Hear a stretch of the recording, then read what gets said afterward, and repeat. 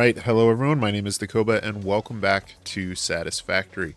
We are here in our hub today and we are going to be taking a look at a brand new construction project, which is a computer factory. We're also going to be starting on our worldwide rail network. You can see I was playing around with some rail ideas up here. I've decided not to do rails in the style and instead set up an elevated rail track. We'll start building that today. But before we get into that in earnest, we'll need to do some more research in the hub because we want the Fix-It Mark II blueprints in order to create the platforms we'll be using.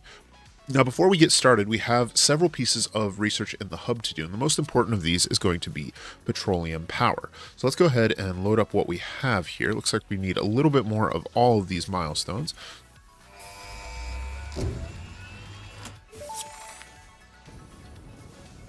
Milestone reached. It is my honor and privilege to inform you that the fuel-powered generator, as well as the industrial fluid buffer, are now available. Due to a lack of gold in your sector, Caterium will serve as a suitable replacement to construct the fuel-powered generator. Your research into this element was valuable.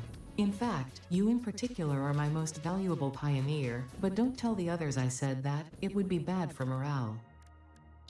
Let's take a look. The fuel-powered generator requires Caterium, rubber,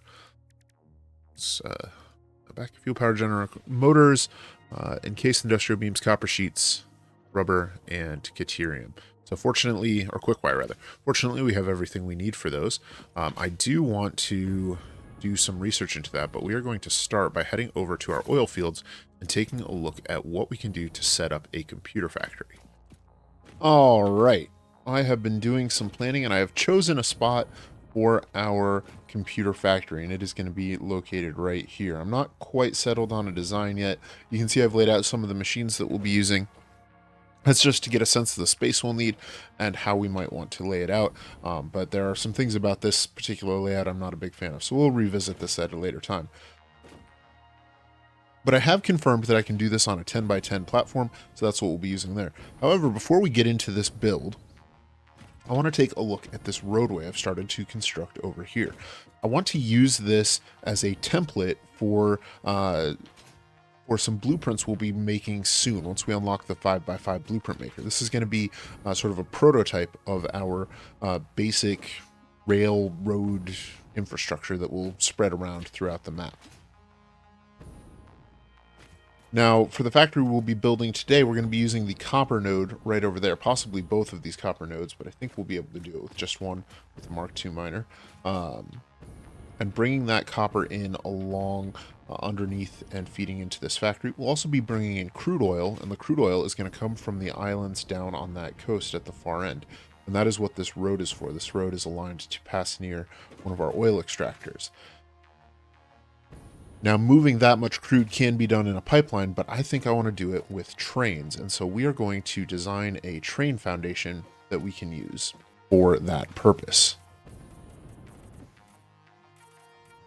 Now, I've laid out a 5-wide roadway here, and I want to figure out how we can make this look and work such that it has the capacity to move all of the different things we might want to move. In particular, I want it to have a roadway for trucks, as well as double train lines. And we also are going to need to figure out how we want to offload the trains at this location. For example, how are we going to set up a train station?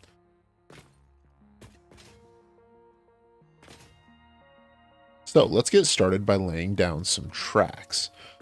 Fortunately, I have all the components I need. And I happen to know that train tracks are almost exactly one foundation wide. And so, for example, we could do a train track here at the far edge that runs just like this. And that could be one end of our railway. Another option, if we did that, we would then have on the other side the opposing railway that would go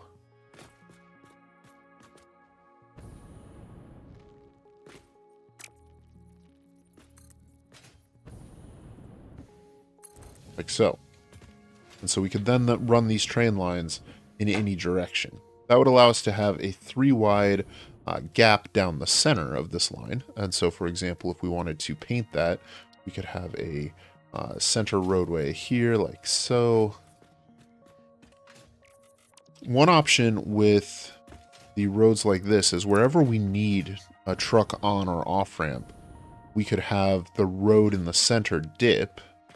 So for example, we could continue this foundation out like that, and then have a ramp down.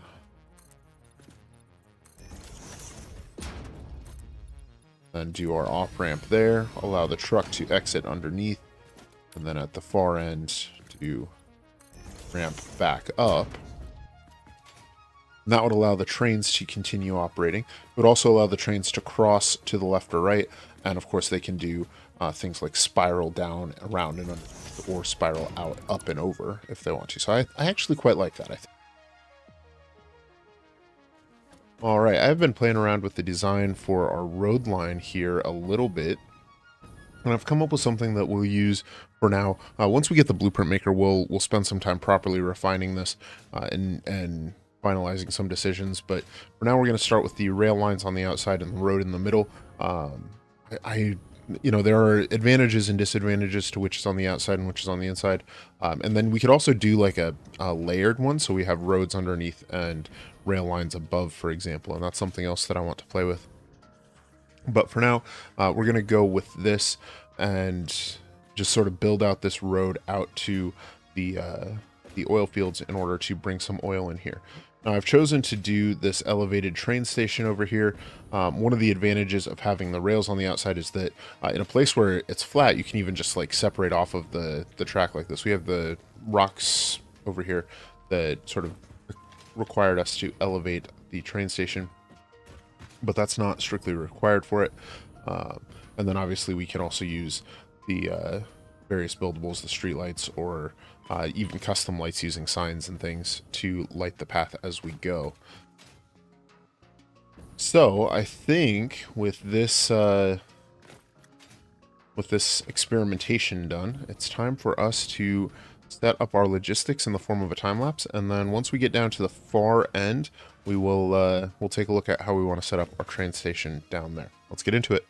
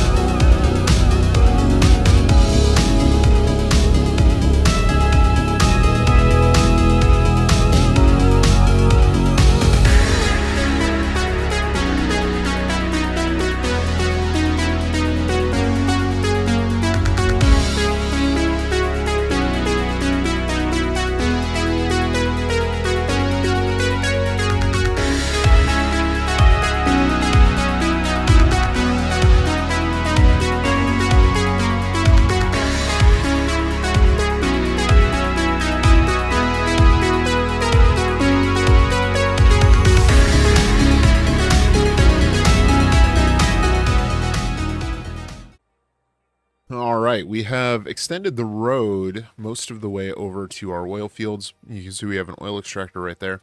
Let's pop on down and see if that is going to work for us in this scenario.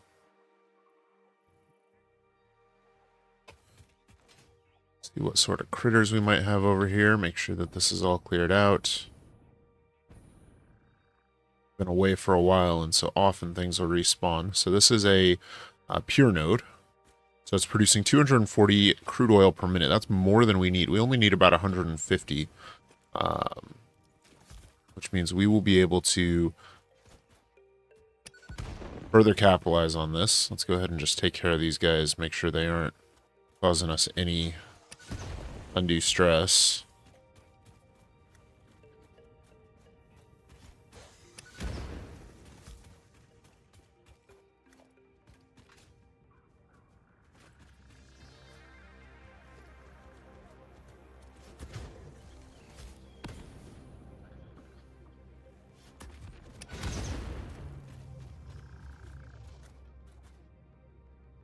That is the first time I have seen an alien quite literally blown apart by explosives.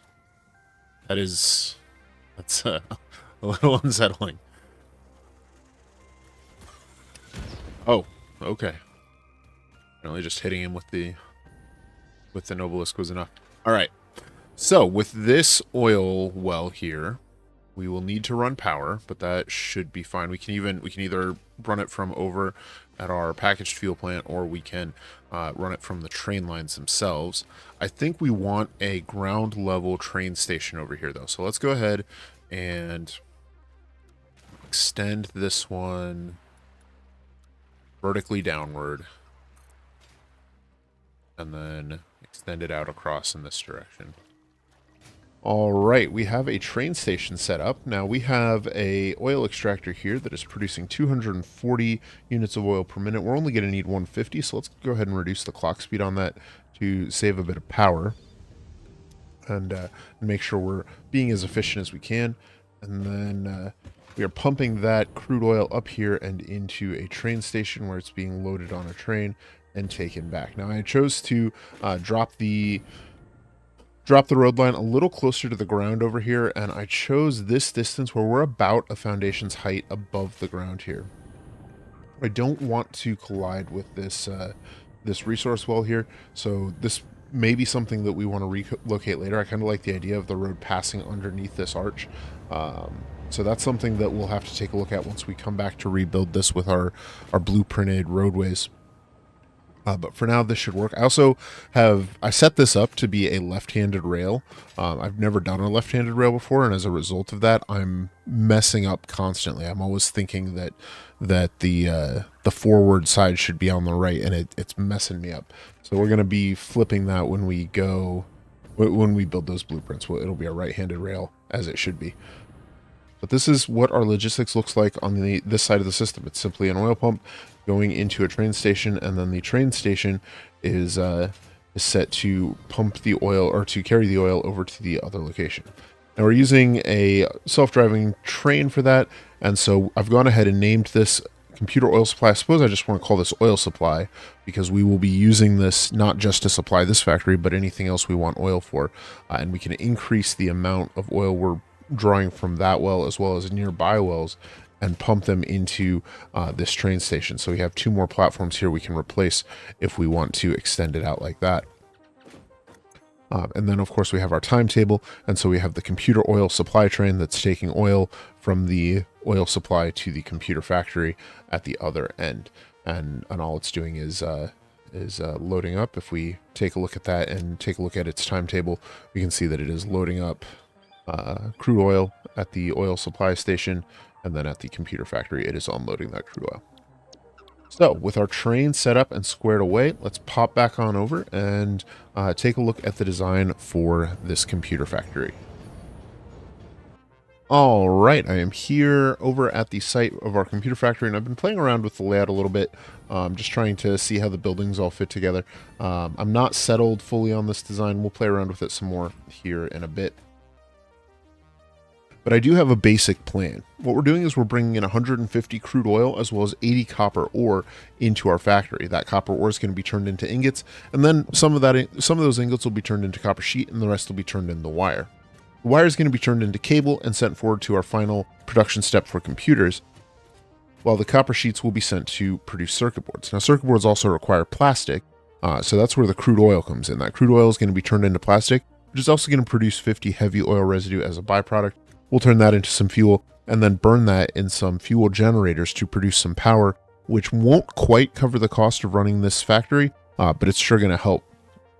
And so the plastic will then be sent mostly into the circuit boards, but some of that will also be sent forward into the computers. Now our goal here is to produce 2.5 computers per minute, which is a single manufacturer running at full speed. We're also going to be producing some excess circuit boards, which are going to be important for us because those are a component in a number of buildables later on. So the 2.5 computers is going to require 10 circuit boards. We're going to produce 15 circuit boards. 15 circuit boards is 2 assemblers running at full speed. So that'll be enough to produce the computers as well as give us 5 a minute extra into storage. So that is the plan. Let's jump into a time lapse and get this thing built.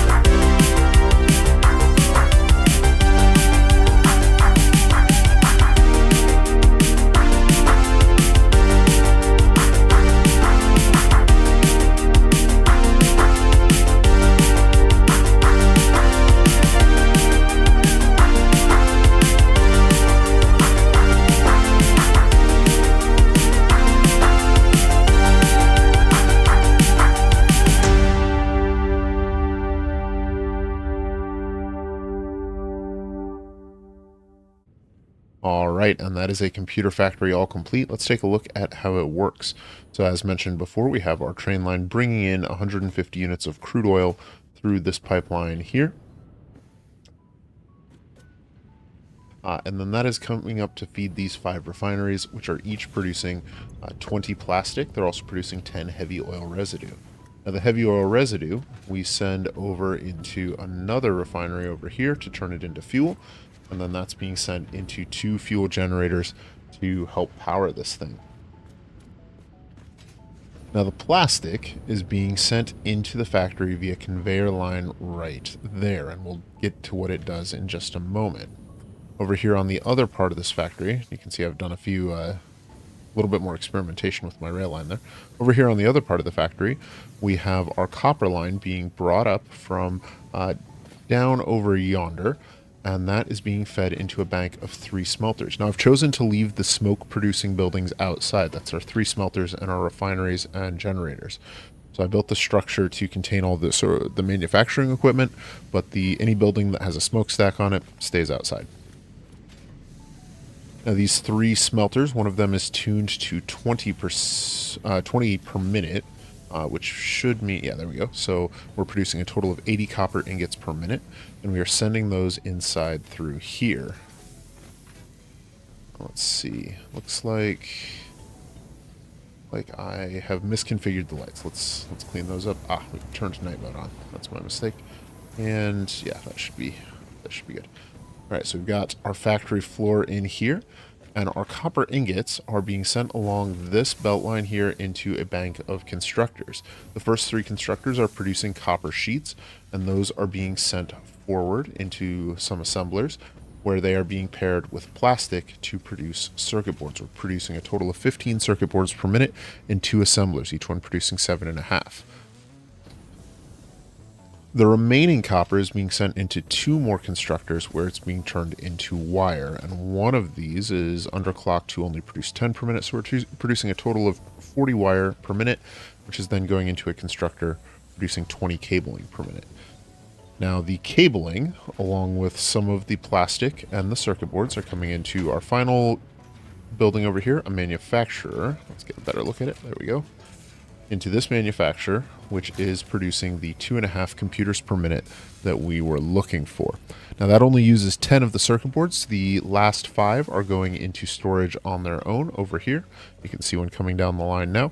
And so that way we always have a nice stockpile of circuit boards. If we take a look at our dimensional depot, you can see we're already up to nearly 800.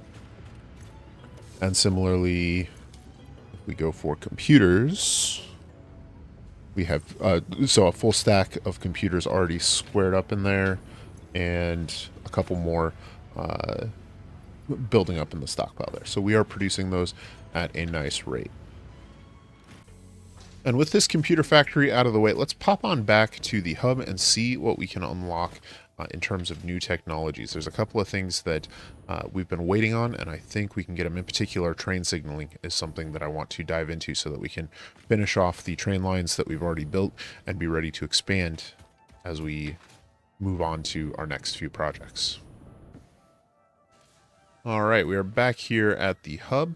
So let's go ahead and take a look at what we have. We can definitely unlock expanded power infrastructure and hypertubes, and that is something I want to do.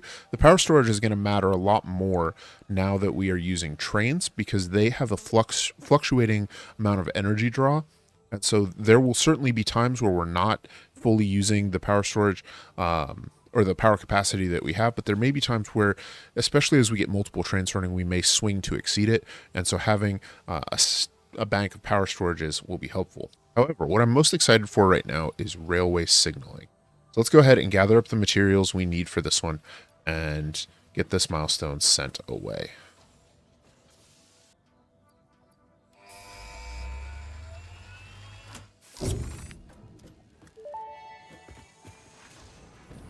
Milestone reached. Train signals placed on train rails can control and improve train behavior.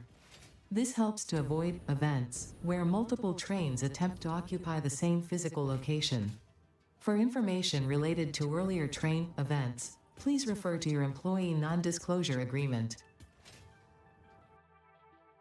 All right, with train signaling unlocked, we'll be able to head back over to our rail network and divide it up into blocks, which will allow us to run multiple trains on the same train line without worrying about crashes. All right, now we're going to use a really simple system for dividing up our train network, and that is that we're going to use block signals to divide the train network into blocks that we can drive on. Now, in theory, all you need are block signals if you don't use anything too complicated, but that can cause some issues with deadlock at intersections. And so we're going to extend that just a little bit by placing a path signal at the beginning of each intersection. That'll ensure that no trains stop within the intersections. They'll only enter it if there is a clear space on the far side, and that will prevent deadlock from occurring anywhere within the system as long as we stick to that throughout. Now, as far as the size of the blocks, right now, because this is just sort of a temporary roadway, we're going to just place them down pretty roughly. When we go through to replace this, we'll probably want to create a block size that can accommodate a train of 10 carriages. The reason for that is that a 1 engine to 4 freight car ratio is really the best for trains in Satisfactory. If you have more cars than that, then the train can struggle with slopes, and fewer than that is inefficient. Now you can get around the 1 to 4 limit by adding more train cars, and so I find that a 2 to 8 ratio between engines and freight cars is fantastic for hauling lots of things later on in the game. And when we get into building our proper global train network, that's what we're going to be working to accommodate. So let's go ahead and get these things built, and I think that's where we're going to leave it for today. I'd like to thank you guys for taking a few minutes out of your day to spend with me here in the world of Satisfactory. I think in our next episode, we're going to go ahead and set up a heavy modular frame factory. That'll be the last piece we need to unlock that Mark II blueprint designer and really start working on some of these larger later game projects. So thanks again for watching. I hope you've enjoyed this video. Leave a like if you have, and subscribe if you'd like to see more. My name is Dakoba, and I hope you have an efficient day. I'll see you soon.